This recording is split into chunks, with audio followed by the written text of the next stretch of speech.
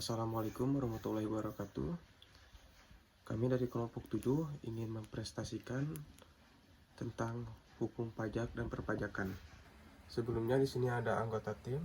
Perkenalkan, nama saya Muhammad Fikri Agustian dan ada Sipa Anissa Triseptiani dan Aulia Trianawati Priyatna. Nah, di sini materi presentasi yang kami akan bahas. Di sini ada pemotongan pajak PPh 21, tarif pajak PPh 21, subjek pajak PPh 21, cara menghitung PPh 21, dan penyetoran pelaporan PPh 21. Materi pemotongan pajak penghasilan pasal 21. Pemotong PPh pasal 21 adalah A. Pemberi kerja yang terdiri orang, pribadi, dan badan, baik merupakan pusat maupun cabang, perwakilan atau unit, bentuk usaha tetap, yang membayar gaji, upah, honorarium, tunjangan, dan pembayaran lain dengan nama apapun sebagai imbalan sehubungan dengan pekerjaan atau jasa yang dilakukan oleh pegawai atau bukan pegawai, termasuk juga badan atau organisasi internasional yang tidak dikecualikan sebagai pemotong pajak berdasarkan keputusan Menteri Keuangan. B. Bendaharawan. Pemerintah termasuk bendaharawan pada pemerintah pusat, pemerintah daerah, instansi atau lembaga pemerintahan, lembaga-lembaga negara lainnya, dan kedutaan besar Republik Indonesia di luar negeri yang membayarkan gaji, upah, honorarium, tunjangan, dan pembayaran lain dengan nama apapun sehubungan dengan pekerjaan atau jabatan, jasa, dan kegiatan. C. Dana pensiun. Badan penyelenggaraan jaminan sosial tenaga kerja dan badan-badan lain yang membayar uang pensiun dan tabungan hari tua atau jaminan hari tua. Lanjutan.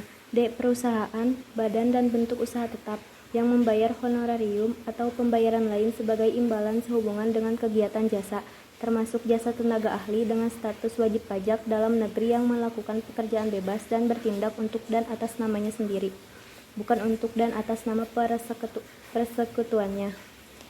E. Perusahaan, badan, dan bentuk usaha tetap yang membayar honorarium atau pembayaran lainnya sebagai imbalan sehubungan dengan kegiatan dan jasa yang dilakukan oleh orang pribadi dalam status wajib pajak luar negeri. F. Yayasan, termasuk yayasan di bidang kesejahteraan, rumah sakit, pendidikan, kesenian, olahraga, kebudayaan, lembaga, kepanitiaan, asosiasi, perkumpulan, organisasi massa, organisasi sosial politik, dan upah, honorarium, atau imbalan dengan nama apapun sehubungan dengan pekerjaan, jasa, kegiatan yang dilakukan oleh orang pribadi.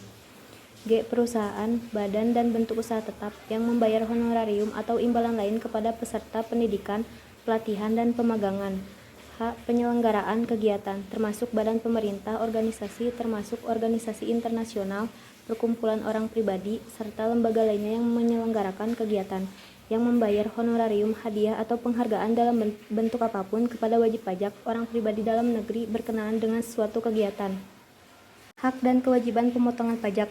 A. Mendaftarkan diri. B. Menghitung, memotong, dan menyetorkan pajak. C. Menghitung kembali pajak PPh pasal 21 yang terutang. D. Penyampaian surat pemberitahuan pajak. Tarif pajak PPh 21. Pajak penghasilan PPh 21 adalah pajak yang dikarenakan pada penghasilan karyawan atau pegawai yang bekerja di Indonesia. PPh 21 adalah pajak final yang berarti bahwa pemberi kerja atau perusahaan wajib memotong dan menyetorkan pajak ini atas nama karyawan mereka. PPh 21 adalah pajak penghasilan yang dikenakan pada berbagai jenis penghasilan seperti gaji, bonus, tunjangan, dan insentif. Tarif pajak PPh 21 pada dasarnya tergantung pada jumlah penghasilan bulanan karyawan dan tarifnya dapat berubah sesuai dengan regulasi pajak yang berlaku. Tarif PPh 21 di Indonesia biasanya disesuaikan setiap tahun dalam Undang-Undang Anggaran Negara atau Peraturan Pajak terbaru.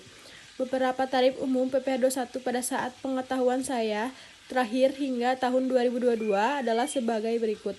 1 hingga 50 juta per bulan tarif pajak adalah 5%. 2. Antara 50 juta hingga 250 juta per bulan tarif pajak adalah 15%. 3. Di atas 250 juta per bulan tarif pajak adalah 30%. Namun, pastikan untuk memeriksa peraturan pajak yang berlaku saat ini karena tarif dan batasnya dapat berubah dari tahun ke tahun. Selain itu, ada beberapa penghasilan yang dapat dikecualikan dari PPh 21 dan ada juga insentif dan potongan tertentu yang dapat mengurangi kewajiban pajak karyawan. Sebaiknya konsultasikan dengan sumber yang kompeten atau profesional pajak untuk informasi yang lebih akurat dan teknik mengenai PPh 21. Subjek pajak PPh 21. Subjek PPh pasal 21 adalah penerima penghasilan yang dipotong PPh. Pasal 21 terdiri dari pegawai, termasuk pegawai negeri sipil, pegawai tetap, dan pegawai lepas yang memperoleh penghasilan dari pemberi kerja secara berkala. B. Penerima pensiun. C. Penerima honorarium. D. Penerima upah. E. Orang pribadi yang memperoleh penghasilan sehubungan dengan pekerjaan jasa atau kegiatan dari pemotongan pajak. Pengecualian subjek pajak tidak termasuk dalam pengertian penerima penghasilan adalah A. Pejabat perwakilan diplomatik dan konsulat atau pejabat lain dari negara asing, dan orang-orang yang diperbantukan dan kepada mereka yang bekerja pada dan bertempat tinggal bersama mereka, dengan syarat bukan warga negara Indonesia dan Indonesia tidak menerima atau memperoleh penghasilan lain di luar jabatan atau pekerjaannya tersebut, serta negara yang bersangkutan memberikan perlakuan timbal balik. B. Pejabat perwakilan organisasi internasional dengan syarat bukan warga negara Indonesia dan tidak menjalankan usaha atau kegiatan atau pekerjaan lain untuk memperoleh penghasilan dari Indonesia. Nah, di sini ada cara menghitung PPh 21.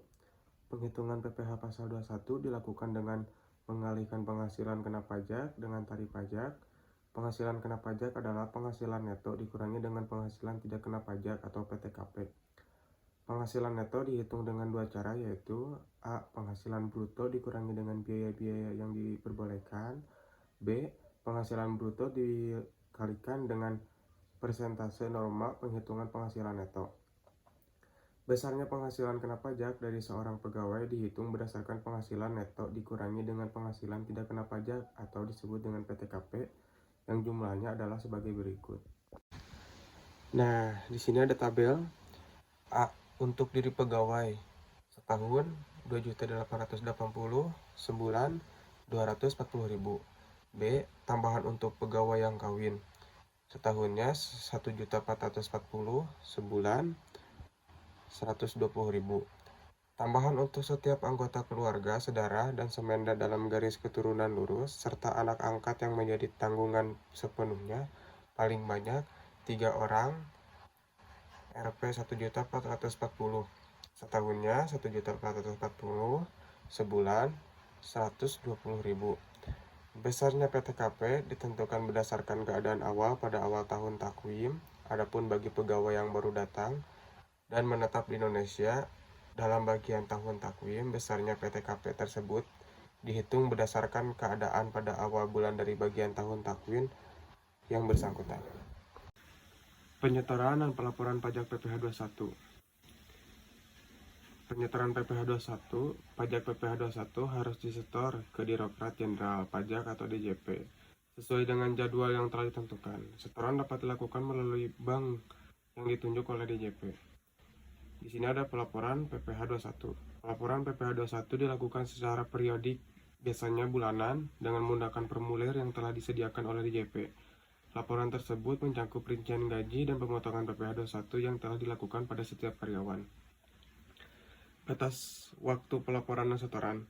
Biasanya batas waktu pelaporan dan setoran PPh 21 adalah pada akhir bulan berikutnya setelah bulan pajak berakhir. Penghitungan PPh 21. PPh 21 dihitung berdasarkan tarif yang berlaku dan penghasilan bruto karyawan. Beberapa komponen penghasilan seperti tunjangan, bonus, dan fasilitas juga mungkin dikenakan PPh 21. Sanksi pajak. Ketidakpatuhan dalam penyetoran dan pelaporan PPh 21 dapat dikenal sanksi termasuk denda dan sanksi administrasi. Pemotongan dan pembayaran oleh pemberi kerja. Pemberi kerja memiliki kewajiban untuk melakukan pemotongan PPh 21 dari penghasilan karyawan dan mentransfer ke DJP. Pengaturan lainnya. Ada peraturan lebih lanjut terkait PPh 21 seperti aturan mengenai penghasilan tidak kena pajak, ketentuan pengurangan dan perubahan tarif pajak yang mungkin dapat berubah dari waktu ke waktu. Cukup sekian dari kelompok kami. Assalamualaikum warahmatullahi wabarakatuh.